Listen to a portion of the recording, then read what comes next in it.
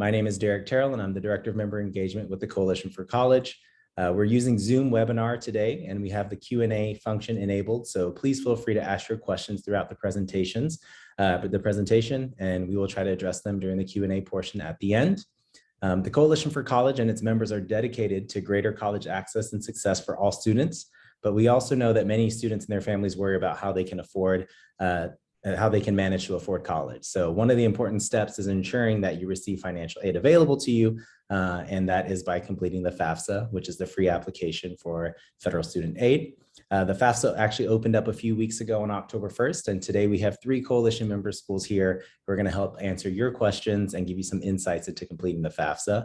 So if this is your very first time hearing about the Coalition for College or attending a session on the FAFSA, I encourage you to check out some of our My Coalition Counselor articles and videos that we already have on the FAFSA, and we'll drop a couple of those links in the chat now. So be sure to give those a look and a listen as well. So before we jump into the session today about the FAFSA, let me share some information about the Coalition for College and the work that we do. The Coalition is more than 150 colleges and universities that are dedicated to access, affordability, and student success. And together we provide a set of tools called My Coalition that help students learn about, prepare for, and apply to college.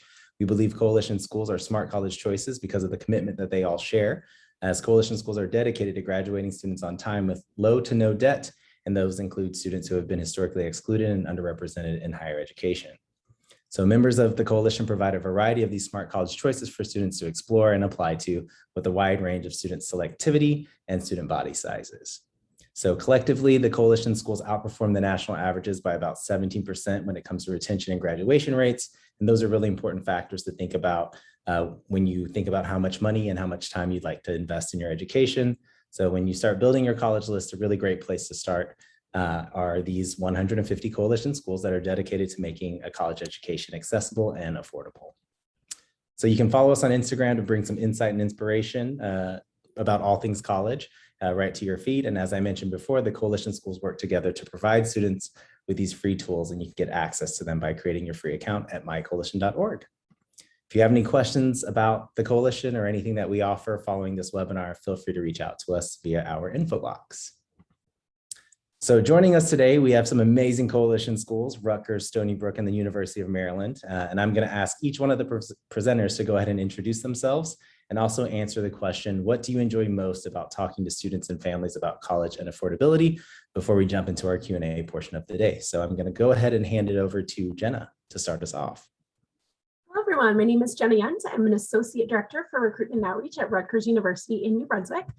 And I would say my favorite thing about talking with students and families about this topic is really helping them make smart decisions, not just for this year, but for their entire college career, and really making sure that they are well informed while they're making their college decisions.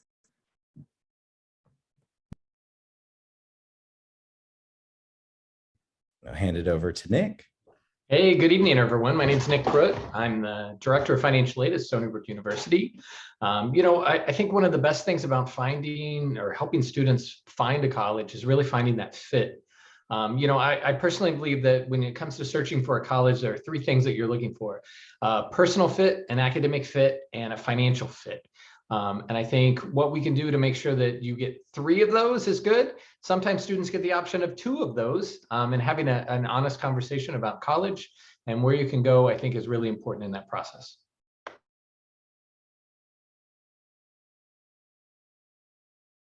Then hand it over to Melina. Hi, my name is Melina Heng. I'm the Associate Director at the University of Maryland, College Park. I would have to say that I would definitely agree with Nick. I think that's the most 3 important points. What I also enjoy most is basically walking the family through tough conversation. I think that when we are talking about financing or finding a way to fill in the gap, it's always a tough conversation for family. And then I also enjoy talking to the family about borrowing smart, making sure that they are looking at the different types of colleges and universities that they are going to apply for. And most importantly, I think, is focusing on making sure that family are applying for outside scholarships. So because basically where you get most of the way in terms of how do you finance it is making sure that you apply for outside scholarships so that it can kind of fill in that financial gap. Awesome. Thank you so much. So just a reminder to everyone that we do have the Q&A function enabled. So if you have any questions or anything that you want to pose throughout the session, go ahead and drop those into the Q&A. Just so you all do know, you all submitted a lot of really great questions beforehand. So we were able to collect some of those. And so I'll go ahead and ask our presenters these questions first, but if anything comes to mind in the meantime, feel free to drop it into the Q&A. So I'm going to go ahead and start off with the first question to Melina. So Melina, can you tell us who's eligible to fill out the FAFSA?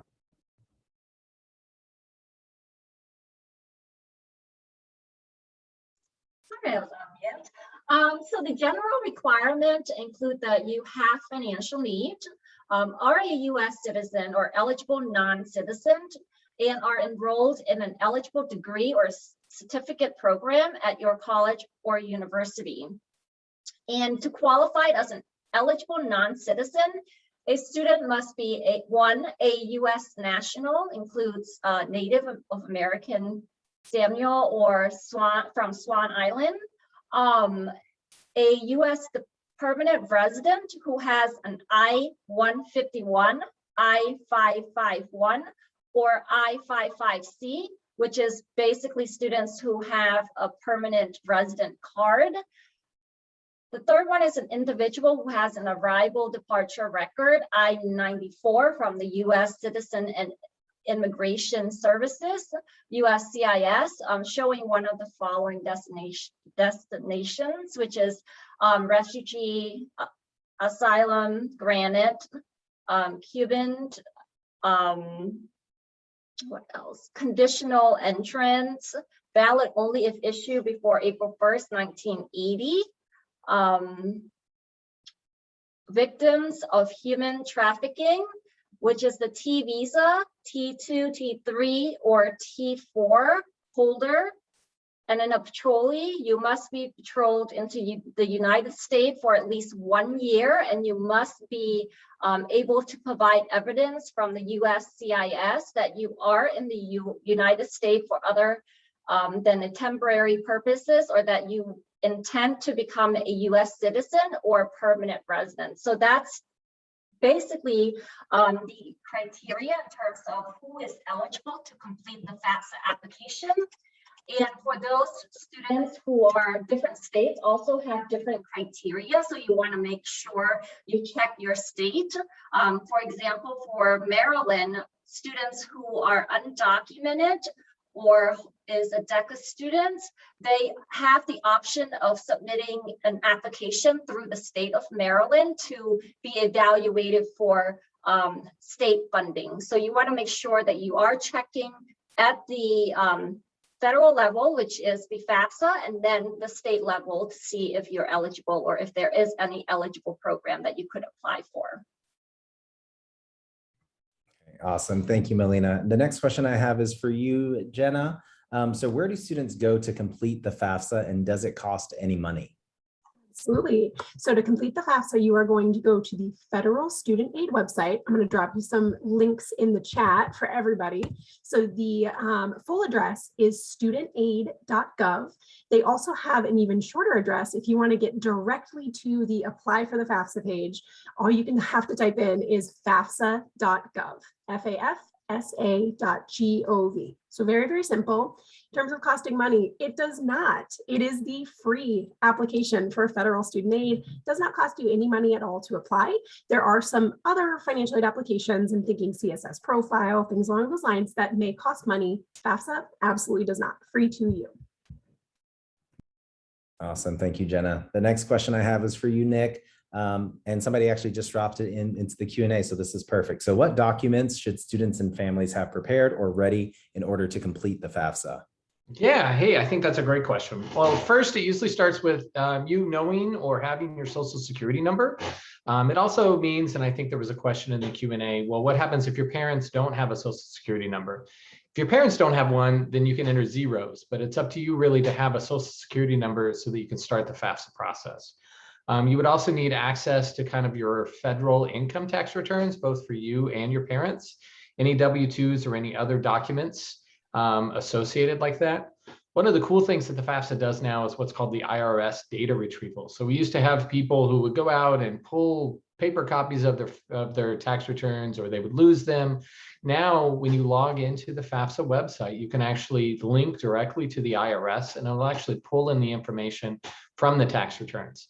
One of the caveats is that your parents would have to file a tax return, which means they would have to have Social Security numbers to match. You would also need some bank statements, because it's going to ask how much you have in your checking and savings, how much you have in investments, different questions like that, and any untaxed income that you may have. And so the FAFSA has quite a few different questions, and they're going to ask you, hey, do you make money from this, or do you have money coming in from here, or did you work in a federal employment piece?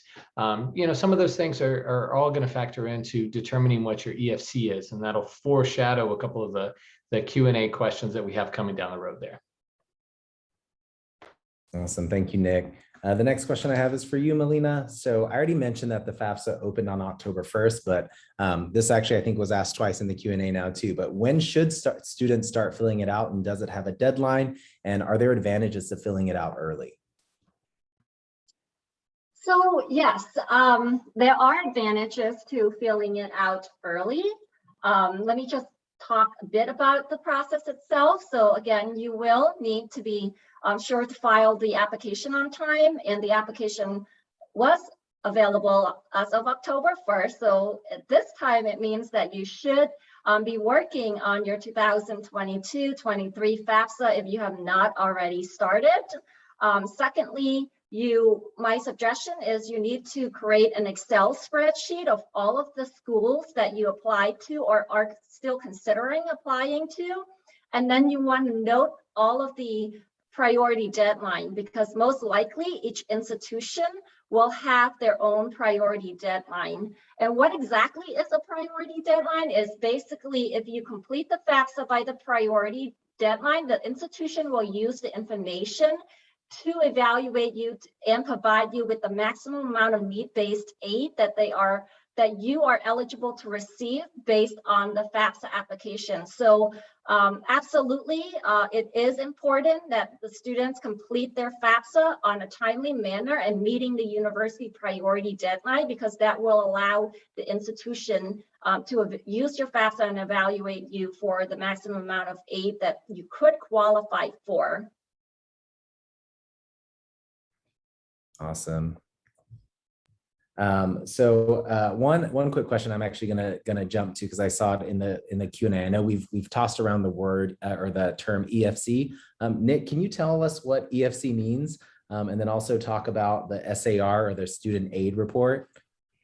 Sure. Let me try to explain two kind of complex things, and I'll break it down pretty simple. So when you fill out the FAFSA, all that information that you put in is going to generate what's called a SAR, or a student aid report. So it's going to contain all the information, your eligibility, citizenship, making sure that you're eligible to receive federal student aid. Ultimately, what comes out of that is what's called an EFC, or an expected family contribution. So all schools use that as a means tested benefit to determine exactly how much financial need you have. So when you fill out the FAFSA, it may say that your EFC is 0, which means that you are a high need student. It could be 10,000. And what we do at schools is we subtract that from the cost of attendance. And I noticed one of the questions in the box was, well, if a school has a cost of attendance of $51,000 per year and my EFC is 10,000, then that means I have $40,000 of need. That doesn't necessarily mean that each school will guarantee you $40,000 of need-based aid. It just means that's how much you have need, how much financial need you have based on the information that you put on the FAFSA. Awesome. Thank you so much, Nick. So Jenna, another kind of term that's kind of thrown around is the FSA ID. Can you tell us what an FSA ID is? How do you get one, and why is it important when filling out the FAFSA? Yeah, absolutely. So the FSA ID is the Federal Student Aid ID. That's essentially your unique username, unique to you, can only be matched up with one social security number for logging into the federal student aid website. So you can create that at studentaid.gov. This part I think always gets a little confusing. Like I just mentioned there, your FSA ID can only be attached to one social security number. So you as a student will have one, but your parents can have an FSA ID as well. So I know that piece can get a little bit confusing. The reason why it's really important to have one, you're going to need it to complete the FAFSA. This is how you're going to be logging into the federal student aid website, not just for the first year, for your first year at the college or university where you're applying for the very first time with the FAFSA, but every year as you go back and apply for financial aid again. So definitely very important to have, but also very easy to get. Awesome. A question that came into the Q&A, which I think would be a great one to answer right now. I'm going to toss this over to you, Melina. So one student wants to know, should you apply for the FAFSA regardless of your income? Yes, regardless of the family income, it is recommended that all family complete the FAFSA applications. Here are the reasons why, especially during this pandemic time. We have families who may not need financial aid, but they may need to tap into loans eligibility. If a students have already completed the FAFSA application, we will be able to process the loans at a faster rate. So that basically having the form on file, we are able to review the information and then offer the students any eligibility and also assist the family in applying for example, the Parent Plus loan. So it is always recommended that every student complete the FAFSA. And then one of the other things is that it doesn't necessarily mean that a higher income students may not qualify for any need-based aid. There are in some cases we're just not looking only at the income, we're also looking at the household size and then as well as the number of students in college. So all of these factors can impact the students' aid eligibility. So this is the reason why we always recommend that all students complete the FAFSA regardless of their income. Great. A question that I have for you, Nick, because this has come into the Q&A and you talked about it, the IRS data retrieval tool. Can you explain that again? And what do students and families do if they cannot or do not want to use that tool? Yeah, I think in a perfect world, every student would be able to use the IRS data retrieval. Unfortunately, sometimes we have complex tax situations with families that prevent the IRS data from coming in. And in those instances, you'd really need a copy of that, that paper copy of your tax return. It's simpler for the school and it's simpler for you if the information comes in directly from the IRS. It means each school is less likely to request documentation to verify the information you put on the FAFSA. Situations, I think a couple of questions that have come in. If your parents are divorced, you would list the parent that provides 50% or more of your support. So you would list them on the FAFSA. If you have parents that file separate tax returns, and many families do that, then you wouldn't be able to use the data retrieval. So there are a number of circumstances where you can import it directly, and when you can do that, our goal is within the next couple of years that the information just automatically comes in and kind of comes in like magic. And so that's what we've been working on for years. The closest we get right now is the IRS data retrieval tool, which I will say is finicky from time to time. Thanks, Nick. The next question I have is for you, Jenna, which I think someone asked this as well, is do I add every school that I'm applying to the FAFSA list? And what do I do if I have more than 10 schools? Yeah, this question comes up all the time. So you will see when you're completing the FAFSA, you will have space to include 10 schools when you are sending out the FAFSA. We know students often apply to more schools than that nowadays. They didn't used to, but it seems to be very common now. So what you can do is enter the first 10 schools. You're going to submit your FAFSA. You're going to wait a couple days. It's going to be transmitted to those 10 schools. Then you can go back in, you can remove the first 10 and you can add your next 10 or however many schools you happen to be applying to, and it will be transmitted to those schools as well.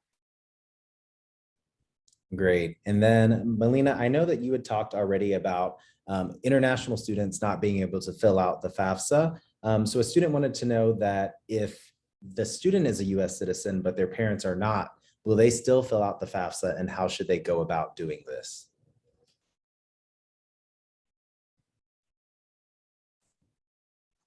Sorry, I was on mute again.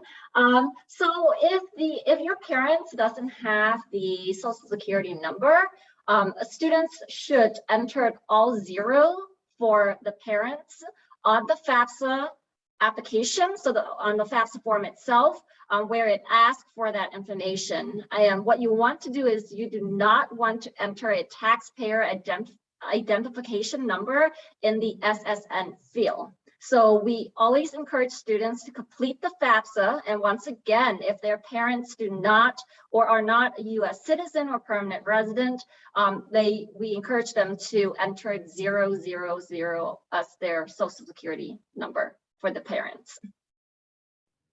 Okay, and I'm gonna take this question back to Jenna, because you had talked about being able to send it to 10 schools, and it got a lot of questions and after that. So how will a student know that it's been transmitted to those 10 schools?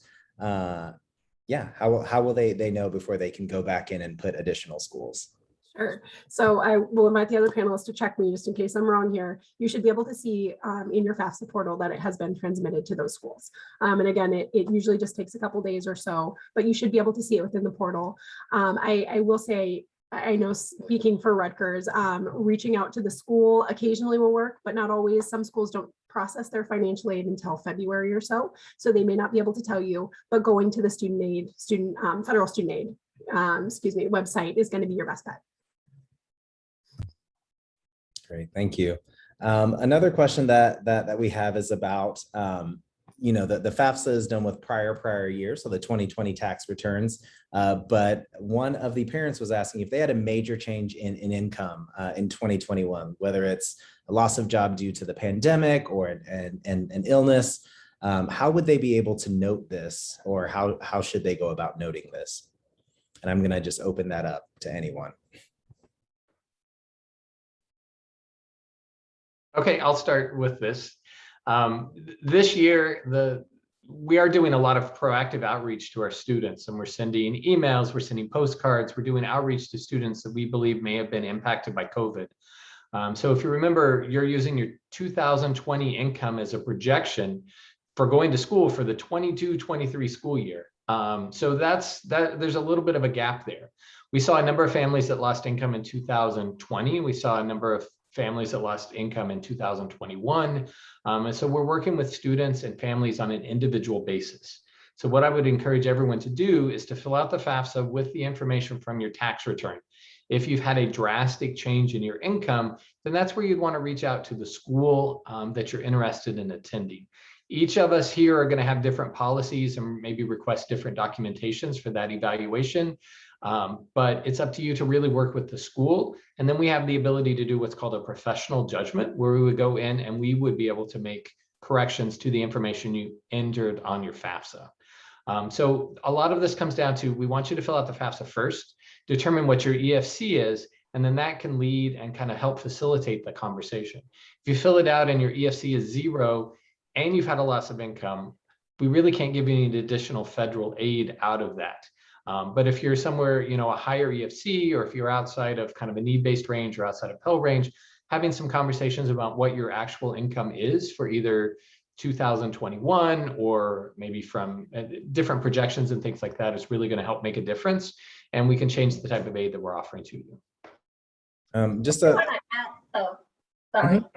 I also wanted to add too, I think one of the questions that was asked earlier was why it's important, regardless of income, should students complete their FAFSA. This is also one of the reasons why if there's any changes in your family circumstances, if you have already completed the FAFSA, the institution will use their professional judgment to determine whether we can adjust the information on the FAFSA students submitted. So if the students have not completed the FAFSA, it's going to be a lot. It's going to take longer because then, for example, students would have to start the FAFSA before we can do the evaluation. So it's always recommended that, again, students complete the FAFSA application.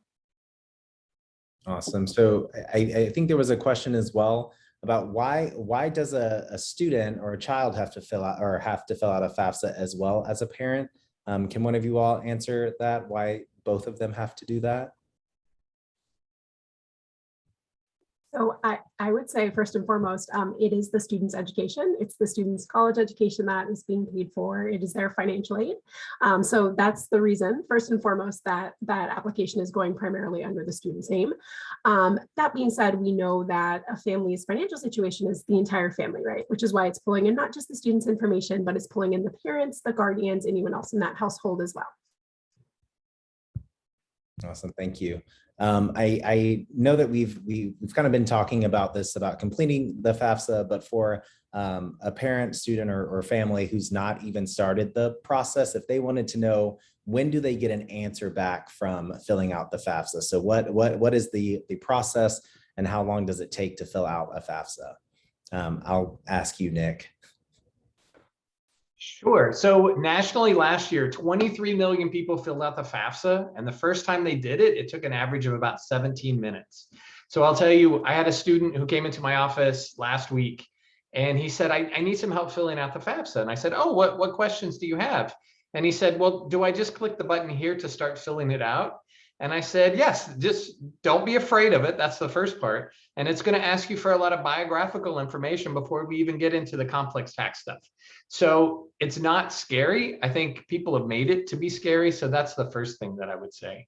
As far as completing the FAFSA, FAFSA became available on October 1st. So if you're in this webinar right now, pull up a separate window, go to the FAFSA website. And if you haven't filled it out, go ahead and start kind of pecking away. And you can always save your FAFSA and log in. I saw one of the questions that popped up and someone said, well, what happens if I forget my password? That's it is very challenging to forget your password. So, if you can do it in one setting, that's good. Also try to keep a note of where you're saving your password. Anyway, so the FAFSA comes out, depending on the schools, schools will start sending out award notices.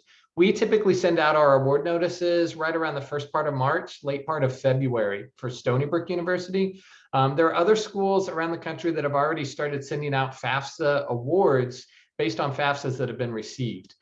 They do a pretty quick turnaround, so it just really depends on the school. We usually wait until we've actually admitted students, which is part of our delay in the process, but there are other schools out there that are way ahead of the game and really want to get those award letters out there to you. I'll say one other thing. There was a question, is it too late to fill out the FAFSA? The FAFSA is open from October 1st of this year through June 30th of 2022. So there's almost like a 20-month window for you to complete the FAFSA. Just try to do it early. Early is always better for you to do. Thank you. So Jenna, this question has been asked multiple times now. And do students and families have to fill out the FAFSA every year? Yes, if you want to continue receiving that aid, you're going to need to go ahead and fill out the FAFSA.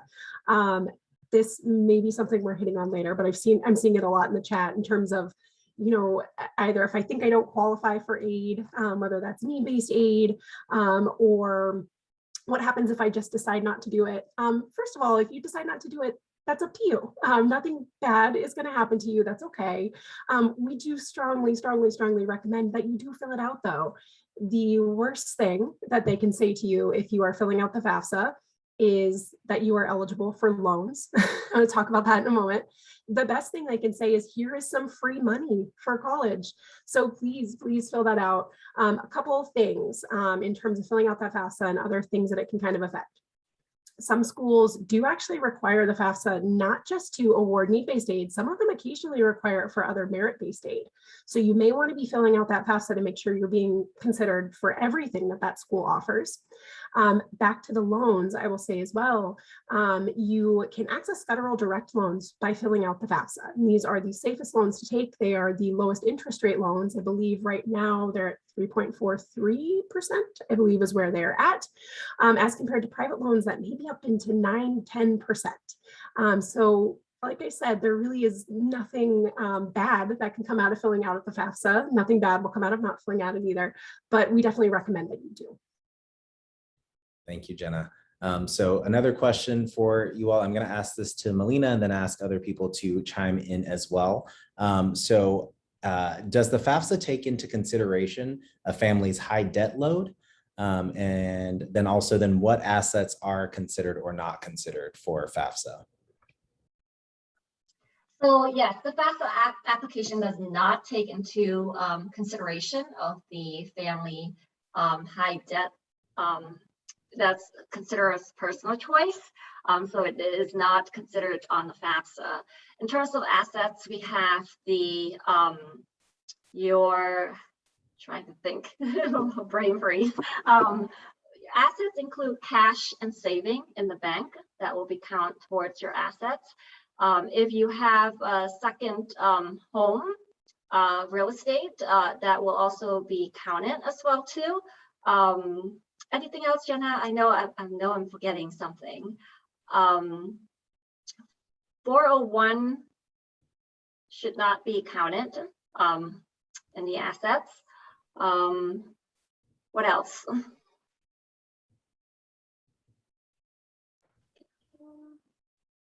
Assets you would also include like rental property or business income or farm assets, but businesses are if you have like more than, I think it's 50 people now or 500 people, you have to have a large business before you have to include it. There've been a couple of changes made along those lines, and I can look it up here for you. I thought it was 100, but yeah, we can definitely look up for you. Awesome. So the next question that I'll kind of go on to as well is, I see this question, is the FAFSA a loan or a grant? So can you tell us what actually happens once you fill out the FAFSA and what does that mean in the grand scheme of the financial aid process? And I'll hand that over to Jenna for now. Yeah, absolutely. Thank you for asking that question, because I realized my answer to one of the previous questions could have been confusing. That is a fantastic question. So the FAFSA, what it's actually doing, free application for federal student aid. So the FAFSA itself is the application that's going to determine whether you are eligible for these other types of financial aid. And those can be grants or they can be loans.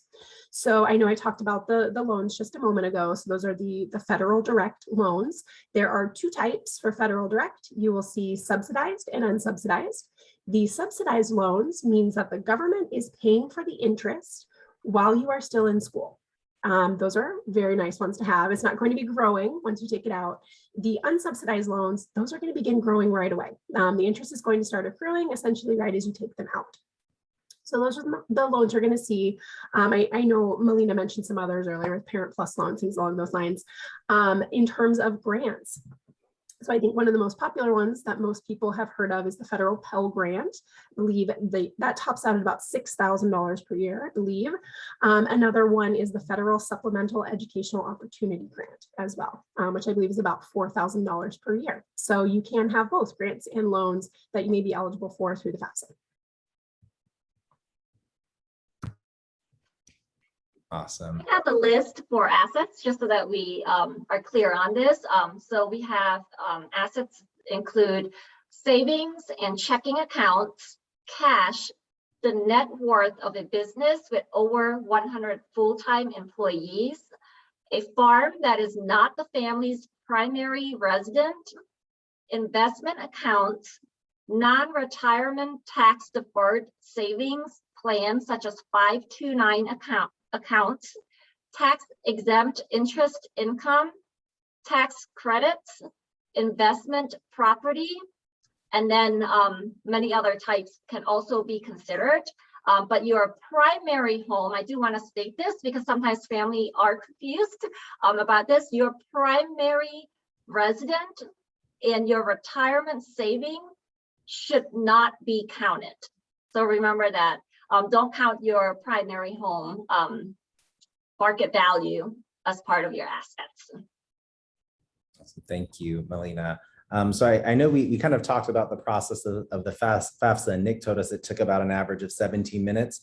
So when do you hear back from the FAFSA? Is it immediate? Yeah, can you all talk about that? And I'll throw that to Nick again. Sure.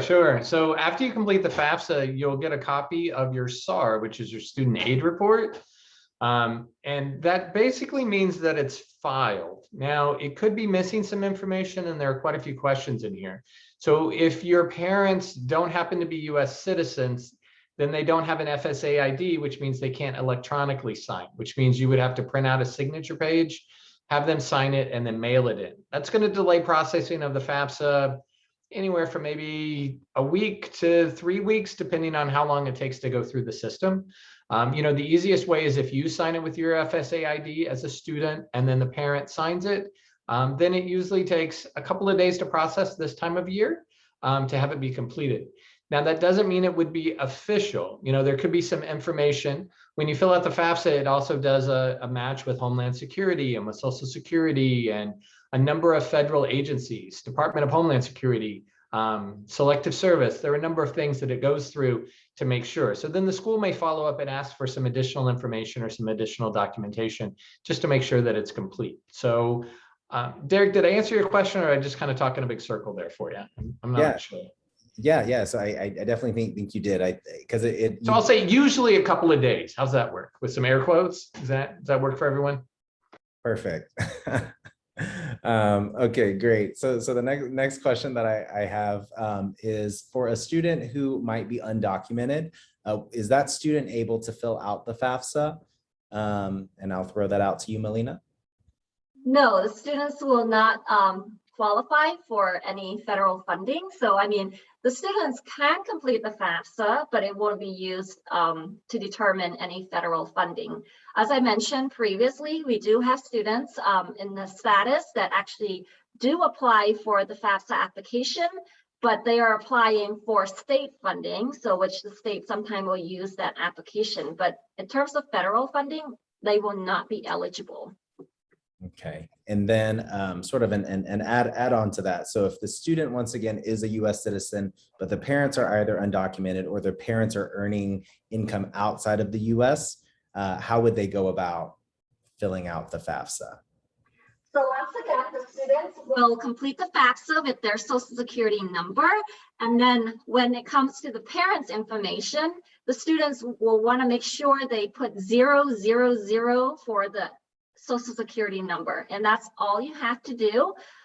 For students who have a family in a foreign country, you would actually do the same, but you can report their income if they don't have a social security number, that is.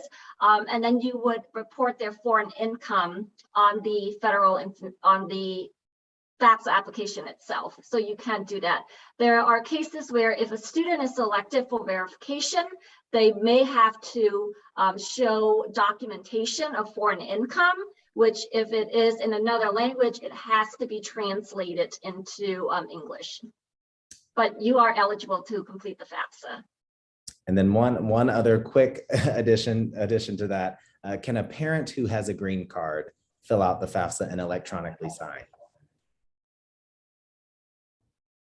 So just so I can understand it, so the FAFSA application the student should complete the FAFSA, not the parent, because again, it is the student's education. Unless the parent is going to school themselves, they should not be completing the FAFSA. It should be the students.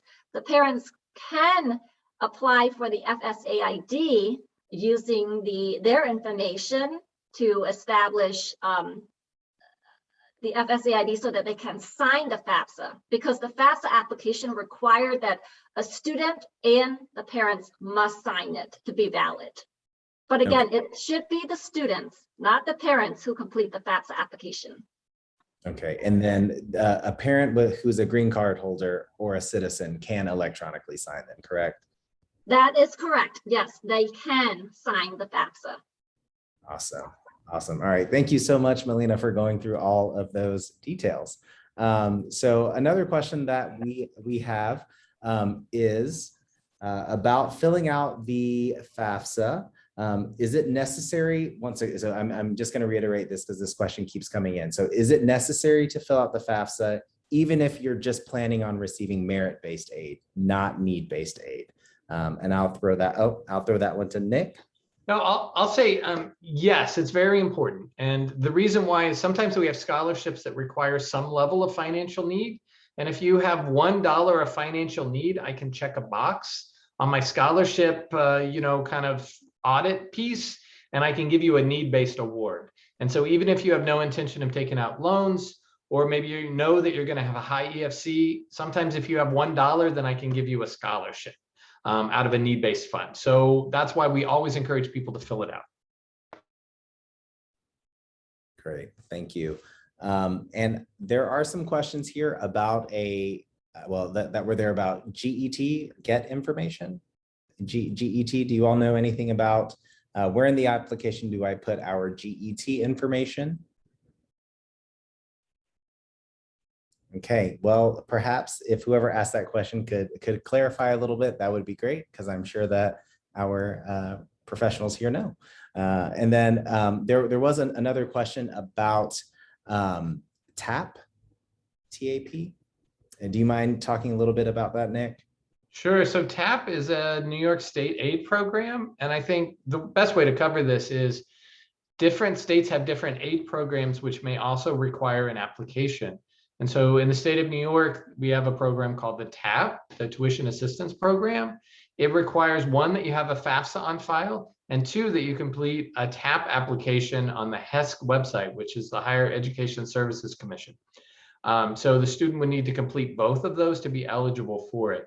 In the state of New York, a combination of a Pell Grant plus a TAP kind of fulfills that free college tuition pledge that a lot of politicians kind of tend to make.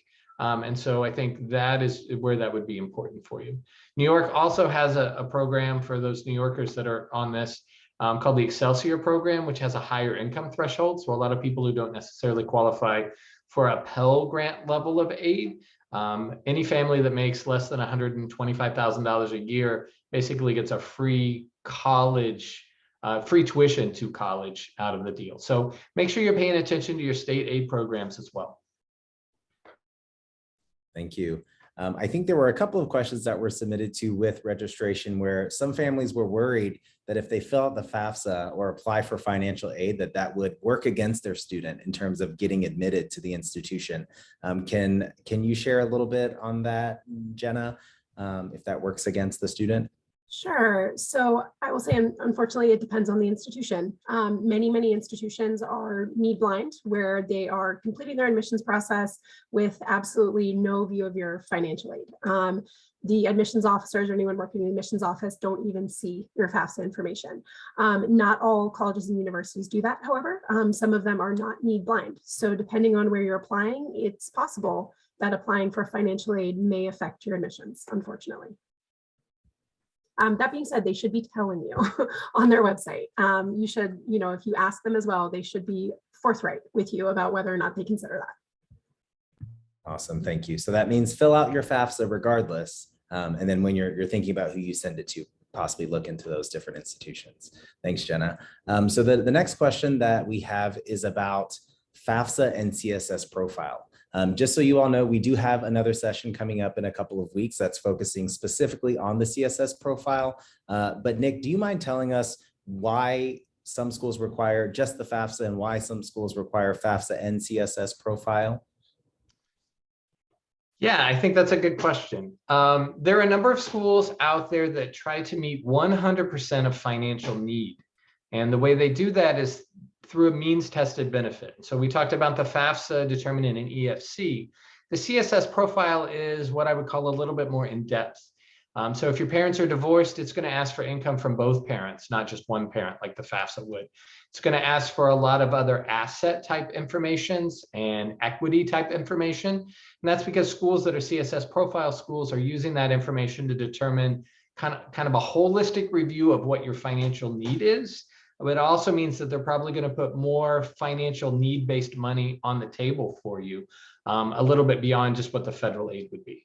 That's kind of a high-level overview of it for you, Derek. Thank you, Nick. Yep. So I know that there was a question about the GET program. So basically that is a 529 plan, but it's for the state of Washington. I think someone has explained it. So basically, when you are completing the FAFSA, you want to put the value of it under assets, because that is a 529 plan, just so that we answer that question. Thank you. Thank you so much, Melina, for going back and answering that. Then another question that we had is there are some parents and guardians who are here on the call with us that are just feeling very overwhelmed by the FAFSA. I mean, in addition to the application process and all the things going on. So are there any resources to assist applicants in real time as they're completing FAFSA forms?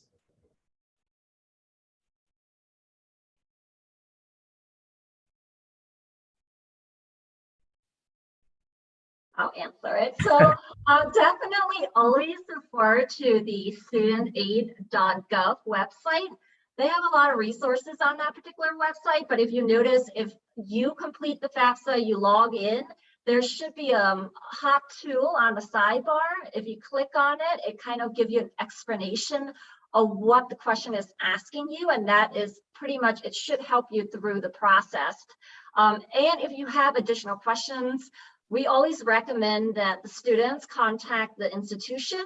There is always a financial aid counselor that is willing to help the student. And this is the reason why we chose this field. We chose to be in this field. So I also recommend that you can reach out to your institution, and then they should be able to help you. But please refer to studentaid.gov. There's a lot of tips, and then as well as a walkthrough videos that students can actually access and review.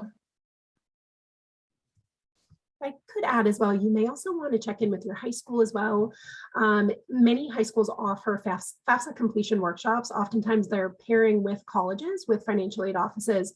One thing I'll note when that happens, and as Melina said, you can reach out to a college financial aid office. You don't have to be applying to that college even. They will help any student completing the FAFSA. Financial aid counselors are counselors, and they really see themselves as such. So any time you're running into something like that, please feel free to reach out. Even if it's not a school you're applying to, they can help you. Awesome, thank you. And then Nick, can I ask you, so if there is a parent who has two children that are going to be in college, are the students both filling out a FAFSA? Is there one FAFSA? And then, yeah, can you just explain that process for us a bit? Sure. Yeah, this seems to be a kind of a popular question in the Q&A piece. So when you think of filling out the FAFSA is the student's FAFSA. So if you have two students, each of them are going to fill out the FAFSA, and it basically becomes theirs. As a parent, if you're watching this, the parent information is going to be included on there as well. So I think one of the questions earlier was somebody said that they had twins. All right. So each twin is going to fill out the FAFSA, and their income section may be different, even if they are twins. And then they're going to include your parental information or your parental income on the FAFSA. When the FAFSA calculates, it asks how many people are in your household size, and it also asks how many people are in college. So if you have twins and they're the only ones, so your household size would probably be, parent one, parent two, maybe two students, so 4 in the household, 2 in college. What the FAFSA does is it divides how much when you fill out the FAFSA, I guess I should have said this before. FAFSA determines what's called a student contribution and a parent contribution. And so if you have multiple students in college, that parental contribution gets divided by the number of students. So twins would be divided by 2. So you're not required to pay the same amount for each student. If you have multiple students, it gets divided among the students. Does that kind of answer your question there? Yeah, I believe it does. And then also, I guess there was some questions, or there are a few questions about, I guess, does the student just fill out the FAFSA, or can the parents fill it out with them? Can you elaborate on that a little bit? Sure, I'll do that. So the FAFSA has to be signed by the student, and it has to be signed by the parent. So in an ideal situation, first-time FAFSA filers, student and parent sit down at the computer, spend their 17 to 20 minutes filling out the FAFSA, and then they use their FSA ID to electronically sign it and submit it so that it gets processed. I have seen situations where the student enters all the information, the student signs it, and then prints out the signature page for the parents. So that would be one option, or the parent logs in at a later date and signs it electronically. I've also seen it the other way, where the parent fills out the FAFSA for the student and then completes it, and then the student would have to have an FSA ID. I can't stress enough that it's the student's FAFSA and it's the student's FSA ID, and that comes into play in the future. If a student wants to take out loans, they have to use their FSA ID to do their promissory note and their entrance quizzes. So if the parent is setting all that up, in some ways that's outside of the way the process is supposed to work. I think I'll describe it as that. Great, awesome. And there was a question that was submitted with registration where a student asked if they plan on going to a community college and then transferring to a 4-year later, should they still fill out the FAFSA when they go to the community college? And I'll pass it over to Jenna. Yes, absolutely. For all of the financial aid that you may be eligible through the FAFSA, you can absolutely use that at a community college. You can use that as a 4-year college. Yes, please complete that. Thank you.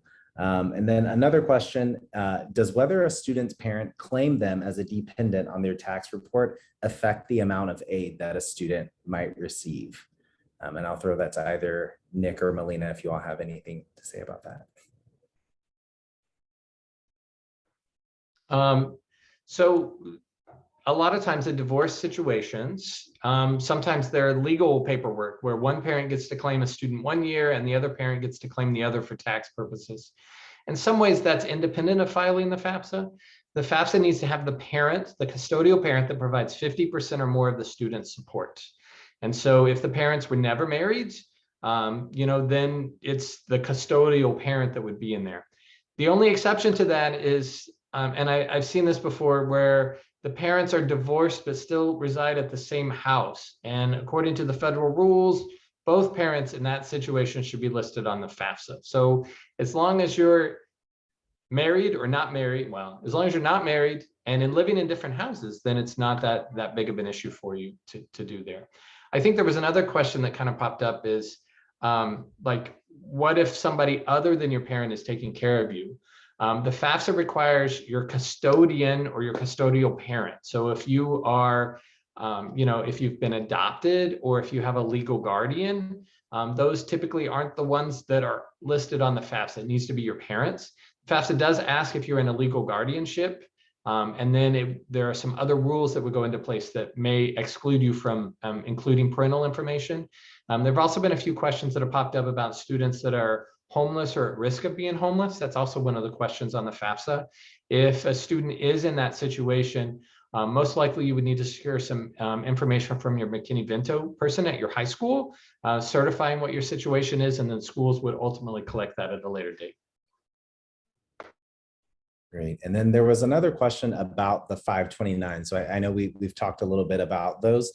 So a parent wants to know, do they have to include all of the 529 plans on the FAFSA or just the one in the name of the students?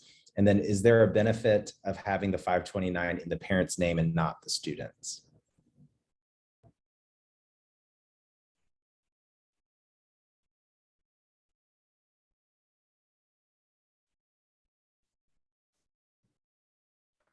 Maybe I'll ask Melina to start and then Nick or Nick to start and then Melina, whichever. So a 529 plan is interesting. You're required to list it as an asset on the FAFSA, and it needs to be in the name of the person whose asset that it is. And so there have been a few questions that have been in there, and I think we've tried to kind of answer those.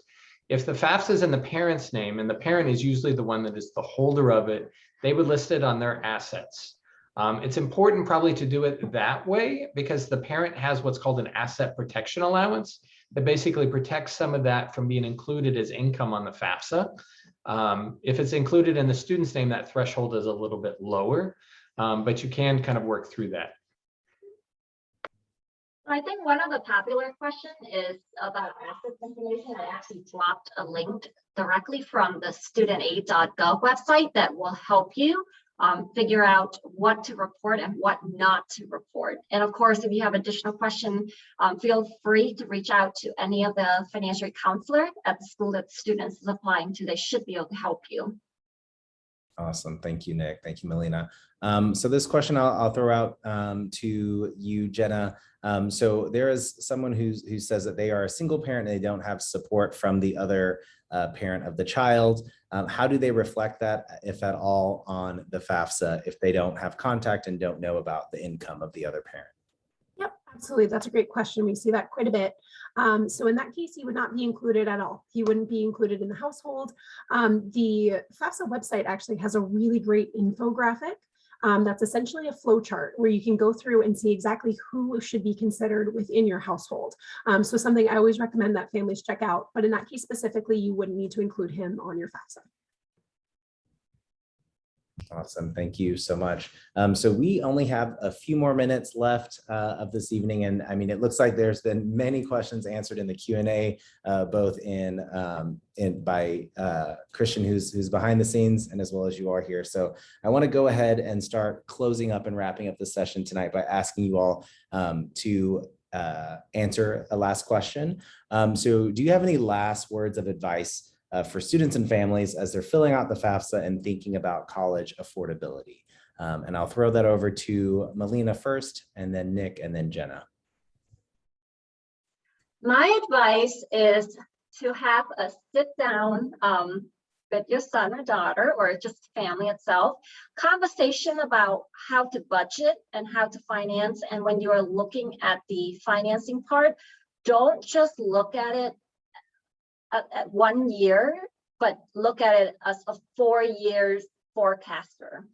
Because we do see students who would, especially out-of-state students, who would come to University of Maryland, and then they only plan for it for 1 year, that they may have to transfer later. So when you're looking at it, just make sure you look at the whole picture. And I think the key is communication, and be transparent and knowing what is your family situation. And of course, it's the word affordability. What is affordable to your family? Because each of our family, we come from a different background. And then you can also tap into your high school guidance counselor, or even, again, if you're interested in going to that college, talk to the admission office about their merit aid process. Now is the time to ask more questions. But again, communication, and it is always good to ask questions. And I think this is also when you're in a classroom, we talk about that, ask questions. If a no is a no, a yes is a yes. So again, communication, communicate, and communicate. I'll say, the biggest thing is to kind of look at the overall picture. We've had a number of students that have come to our institution in the past and have said, this other school offered me a $10,000 scholarship and they want me more, and you've only offered me a $1,000 scholarship. And what I like to point out is our tuition is $6,400 a year, and then we have fees on top of that. That makes our tuition and fees about $10,000 a year. So $1,000 off of that makes it a $9,000 opportunity here. Other institutions, their tuition is $50,000 a year, and they will give a $10,000 scholarship, but it still means that they're $40,000 a year versus my $9,000 a year. So just try to make sure that you're comparing the overall costs of attending an institution. And just because we have maybe smaller scholarships, it doesn't mean that we don't want you as much. It just means we don't have a higher tuition to discount that off of the top of. So that's one thing to pay attention to.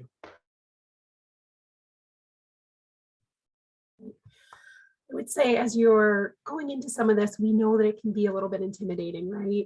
As Nicholas said, though, it only takes 17 minutes or so to fill out that FAFSA, but we know that even just getting started can be a little bit intimidating. So I would say if you are starting to feel that, reach out for some help. Get some folks that can help you take those first steps. And there are so many ways to do it. We've talked about speaking with colleges or universities, with your school counselor. You are on a Coalition for College webinar right now. This is a wonderful resource, and they have great resources online as well. College Board is another one. There are lots of different places that can help you take that first step. And I promise it is much easier once you get the ball rolling. It's not as bad as it seems. Again, with the slightly scary, we're going to be reaching out to you. Make sure you answer us. If we need more documents from you, if we need more information, be sure you're responding to us too. We want to help. So we know it can be scary, but we can help you through the process.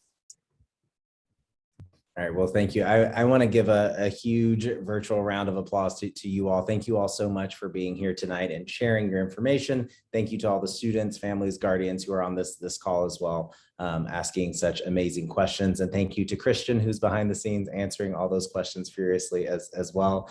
As I mentioned, we do have another session coming up in a couple of weeks that is on the CSS profile. So if you're interested in that, please drop by for that one as well and register. And just so all of you all know, if you did register for this event, you will be getting a copy of the recording that will be sent to you next week. So thank you, everyone, and I hope you have a great evening.